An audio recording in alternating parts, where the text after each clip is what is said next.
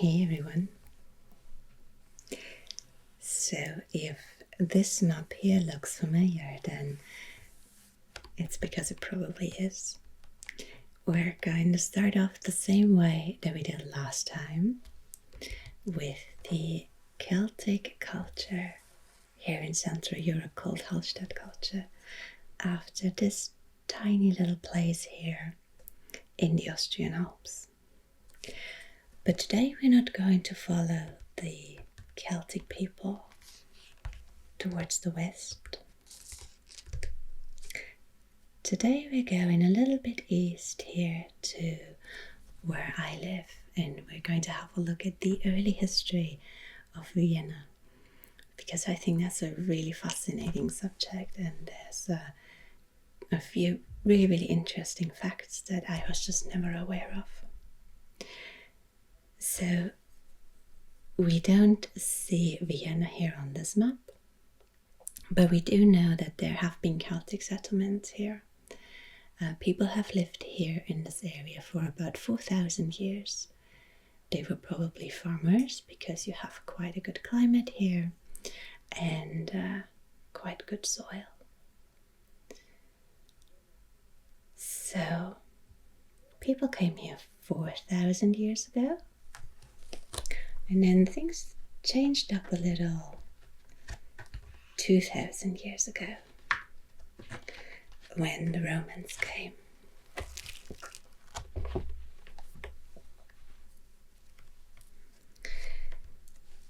Now we can see Vindobona, the Roman military camp, right here along the border. So it's called Vindobona.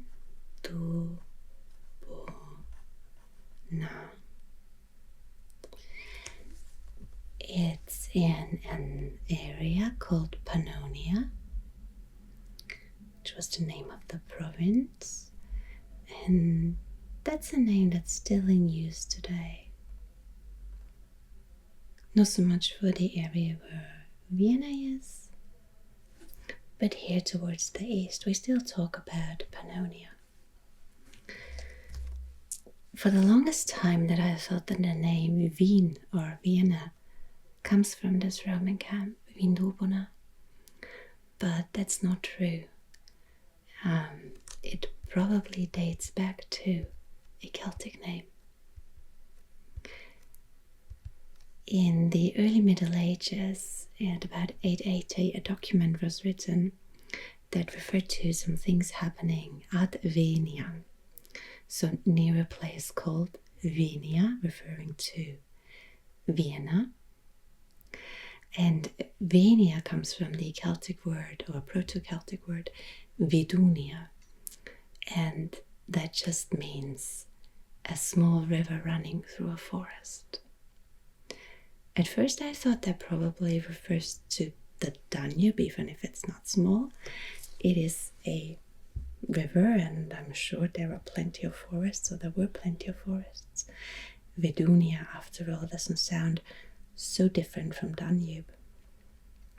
But it actually refers to another very small river, one that is called Wien, so just like the city. And we're going to come back to the Wien later on.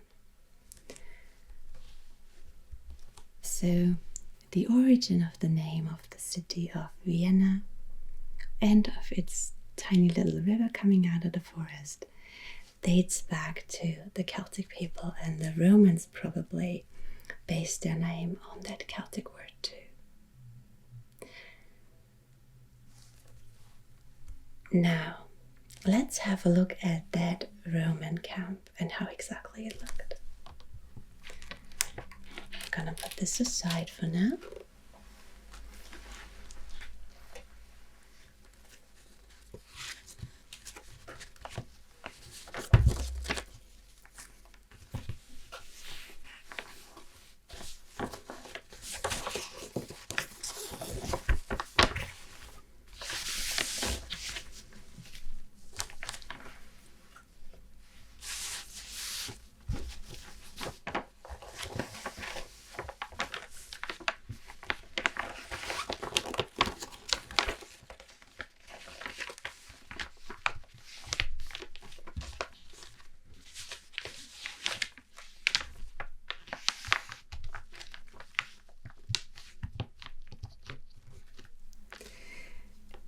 and we're gonna have a look at this map of today's city center, which would be right here.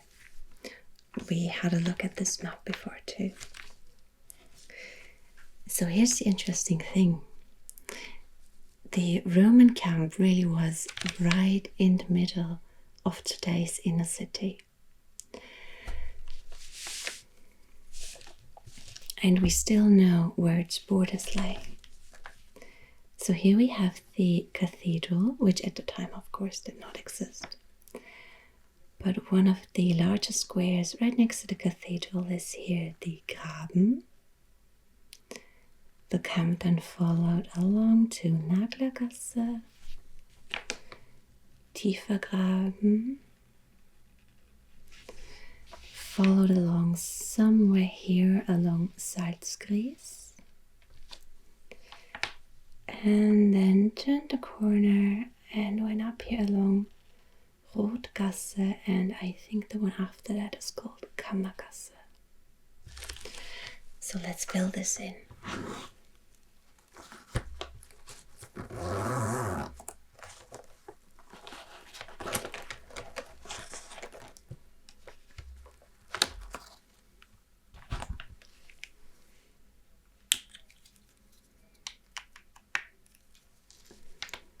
We have Graben, Naglergasse, Tiefer Graben,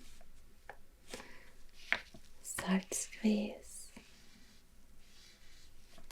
Rotgasse,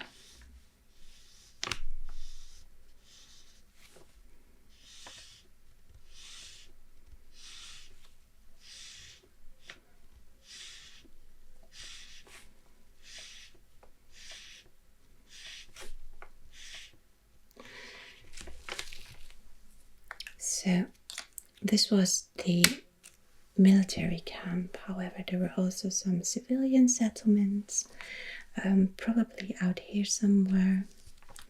And if you ever visit Vienna, you will notice that here at Michaelerplatz you can also see some Roman floors that have been dug up, and they had heated floors, which was quite nice, I'm sure. So they would have been outside of the actual military camp.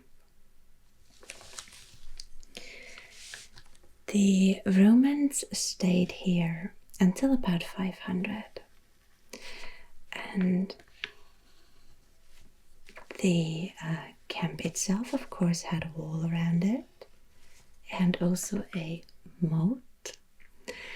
And I never made the connection until I looked this up. This place here where we just started is called Graben. It is what I think of the central square of Vienna. Like I said, it's right next to the cathedral. It's a really beautiful big place with beautiful buildings, plenty of cafes, you can sit outside. And it just feels like the central square. The word Graben is just a regular German noun. It means moat or ditch. And it is in fact really because there was a moat here next to the Roman wall. And here on this side we have Tiefer Graben, so the deep moat, which is because one of the smaller rivers went through here. First the Otterkringerbach and later the Alserbach. None of those two aren't visible anymore today. I'm not sure whether they are underground or whether they've been moved elsewhere. But you used to have a small river here up towards the Danube. So I thought that was really interesting.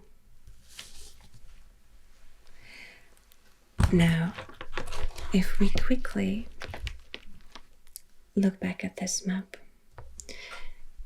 I've already said Vindobona was located right here at the frontier. And you can imagine that this is a difficult position to hold. So once the migration period started and peoples were starting to move across these borders, the Romans left rather quickly at about 500. There is some evidence that the camp burned down at that time. I'm not too sure if everything burned or not. But the Romans definitely left, and we don't have too many traces. People, however, did not completely give up on the area.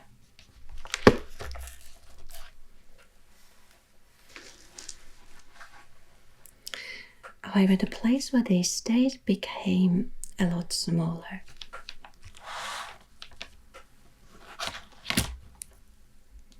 So let's mark that too.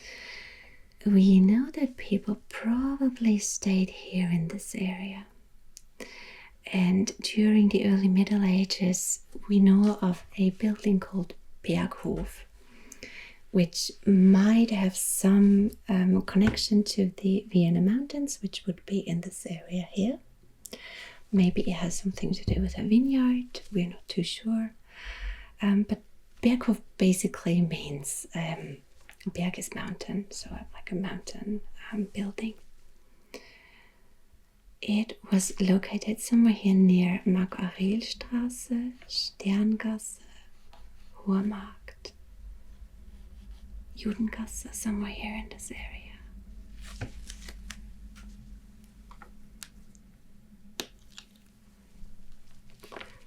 So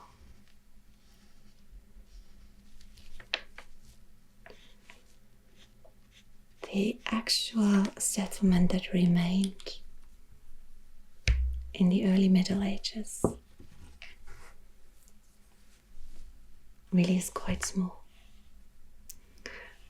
But funnily, it's also exactly the area where I tend to get lost. You have these very, very small streets with unexpected corners. It's not at all like out here. You can see that these streets run straight and parallel next to one another. It's not at all the case here in the center.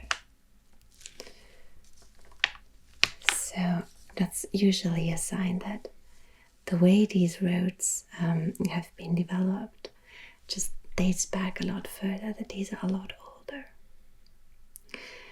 There's also some evidence that the wall persisted. It probably deteriorated. It might have been used in some other way, but there definitely was a wall around here for quite some time. And it stayed like that for a while throughout the Middle Ages, basically until the new millennium. So after 1100, things finally started looking up. A lot more people came in, the city started to grow, and we finally have some settlement outside of this original area. Specifically, we have something called an Anga. This is something that was quite common in the Middle Ages and later too. It's basically a green area in the middle of the city, in the center. It was both used for grazing cattle, but also just for social activities or community fests. And in this case, it would have been here between Sonnenfelsgasse and Bäckerstraße.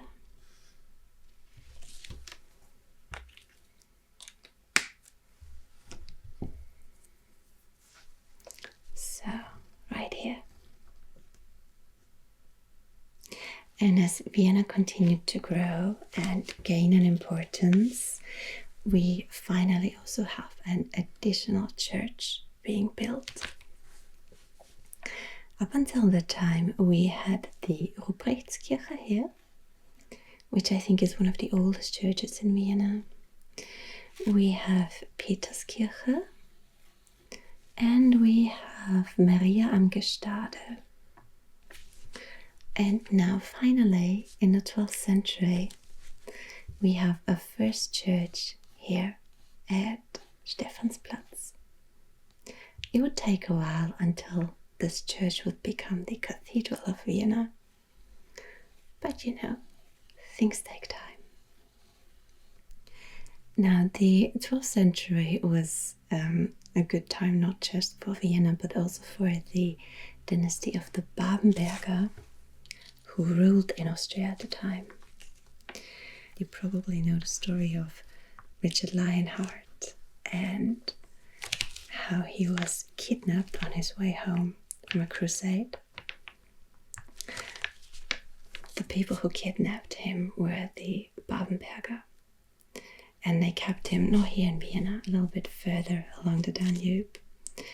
And the ransom they got for Richard Lionheart was quite handsome and was used to finally build a new wall. And now we're going to take a look at that wall.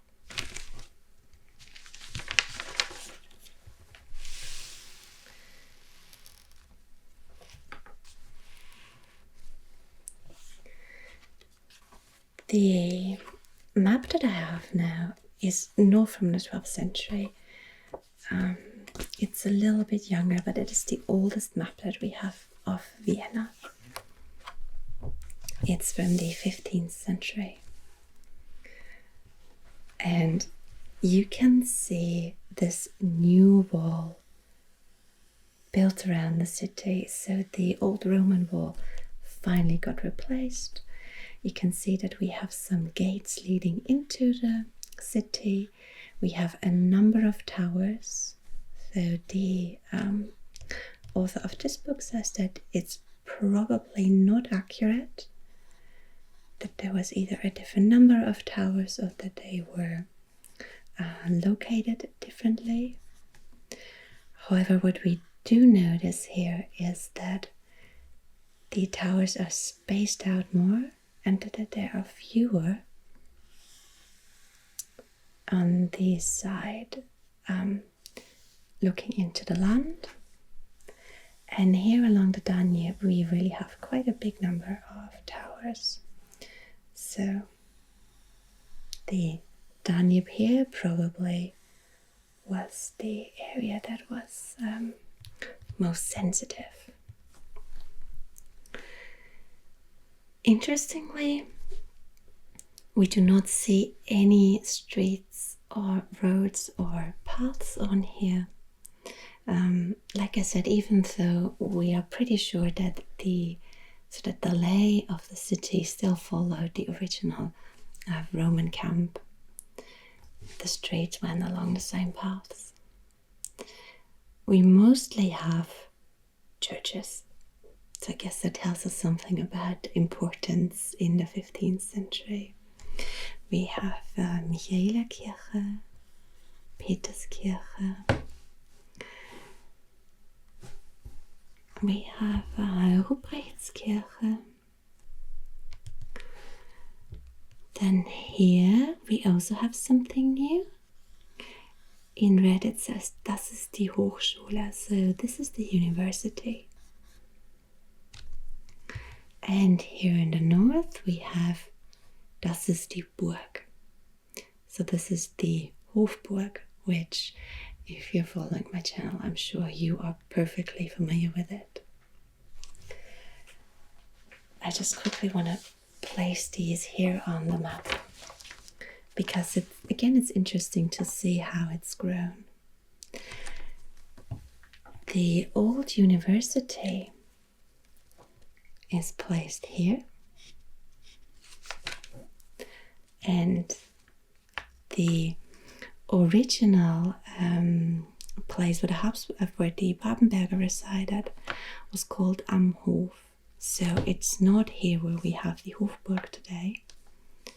This would be the old part of the Hofburg, but Am Hof would have been,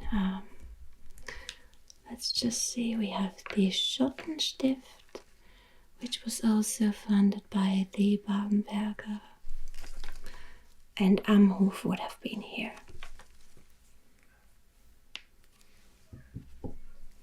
So we see that the original place of the Babenberger would have been inside the lines of the Roman settlement. The university wasn't, and the new Hofburg wasn't either.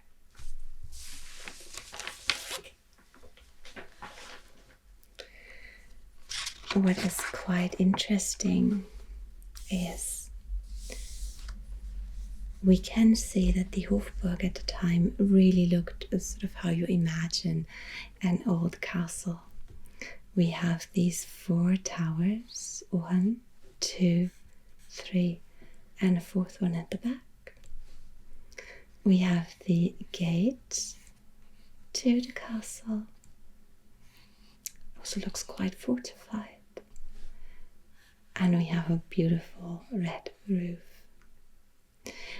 Today these towers are gone, and of course the whole area has extended quite significantly.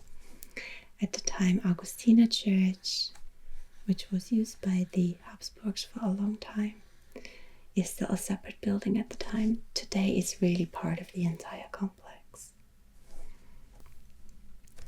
We can see the Stephansdom, the cathedral, already looking quite impressive.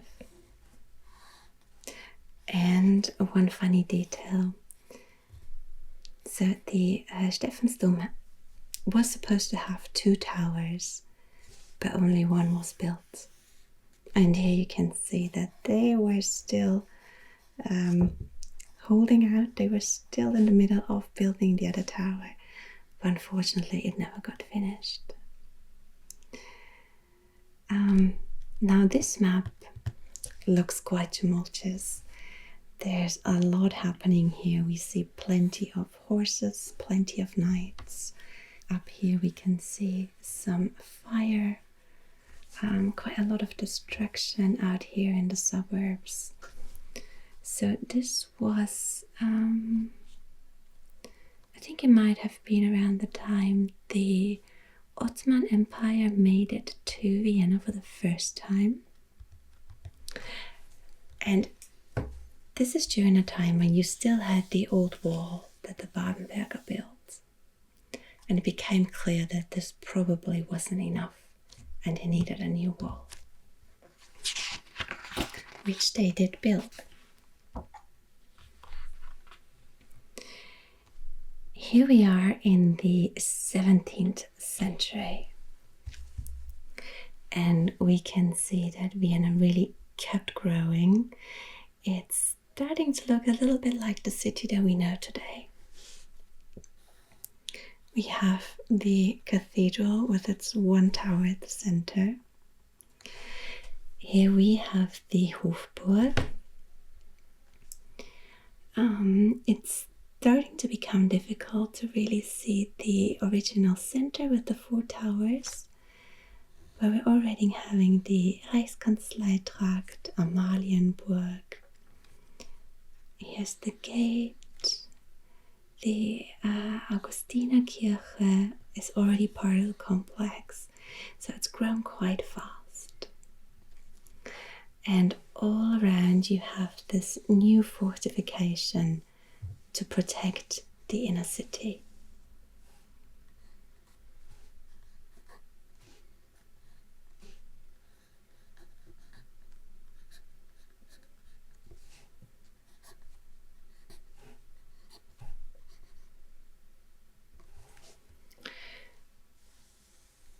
There are also quite a lot of settlements outside of Vienna. So many suburbs. The ones that we are seeing here are not the ones that exist today. These unfortunately got burned down and destroyed during the second time that the Ottoman Empire made it all the way up here. Vienna wasn't defeated, however, quite a lot of things were lost during that time. If we continue, we can, however, see that the center really looks very familiar to the way it looks today. From the cathedral, you can follow Rotenturmstraße. Today here you would have Schwedenplatz. You have the Graben here. Here's the Hofburg. This would be the area of the historic Roman camp.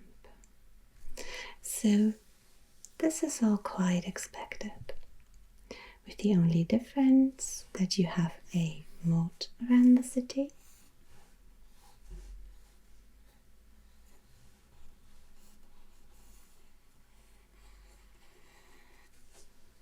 On both sides of this design. And of course a wall.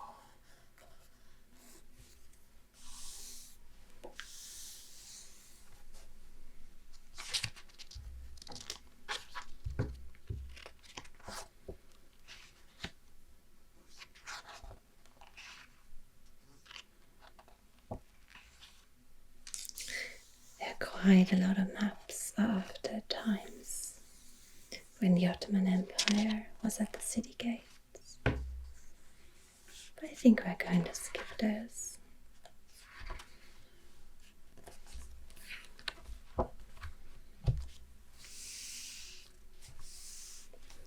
Here again we can see the outline of the Roman settlement.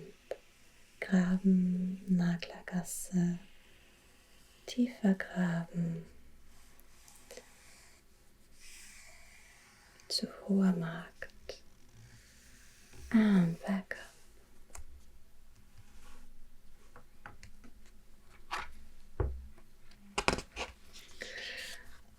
One of the issues that persisted for Vienna throughout the centuries was the problem of flooding. Now, I've already mentioned the Wien, the small river that Vienna has its name from.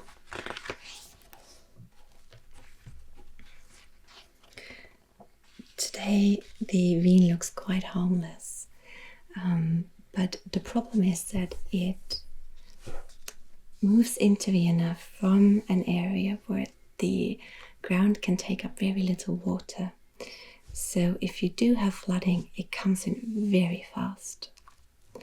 And that's why today inside of Vienna, most of it lies quite deep in a concrete bed.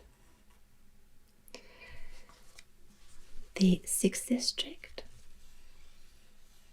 here next to the Wien, actually has its name from the many floodings.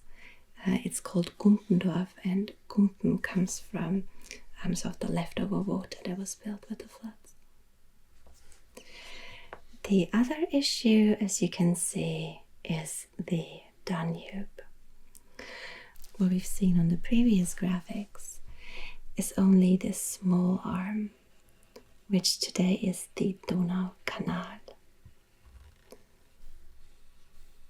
This once was the main arm of the Danube, but over time the Danube shifted. You can see that there are quite a number of different arms. So the water finding its way through the land, changing its course, and of course bringing floods with it.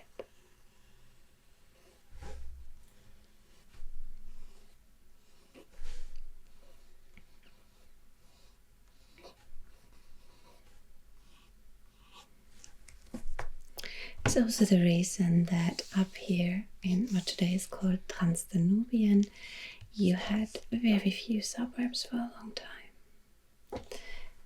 The main area for the suburbs really was right here around the inner city. And interestingly, all of this here, this area, is part of Vienna today. But at the time when these were created, which is sometime between 1830 and 1846, it still looks very, very rural. You have Vienna down here, and then quite famous names, Hernals, Währing. These are the names of the 17th and the 18th district. Döbling is the 19th. There's Gersthof, Pötzleinsdorf, Neustift, Salmansdorf, Himmel, die Kubenzelberg, Hermannskogel. And here today you would have the vineyards that you can visit, and which are very, very popular, especially now in autumn. From the Kubenzel you can look down across Vienna, and all of this would be full of houses, people living there. Some of them having a very, very beautiful view, of course, either out towards these mountains or down across the city.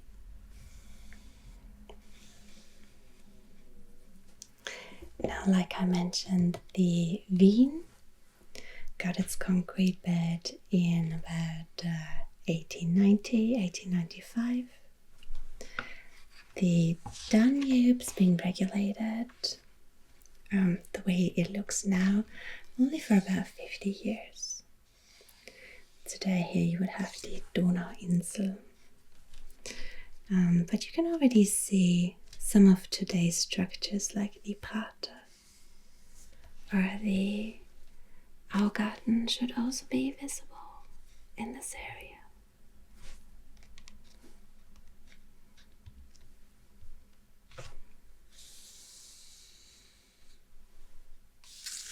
So this wasn't even 200 years ago, and it's really quite impressive how much the city's grown.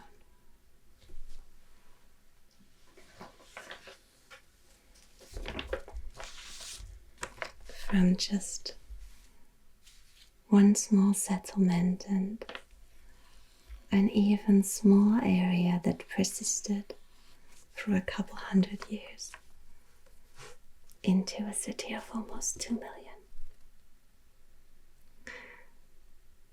And a name that dates back even further.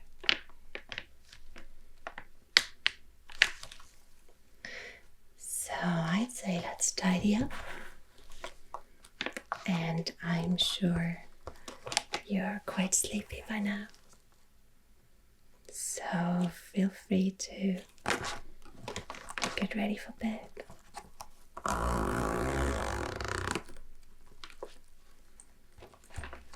And I hope you can fall asleep quickly.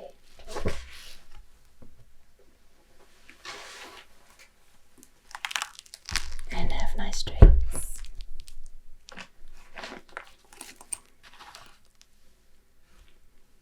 So I'll see you again next time.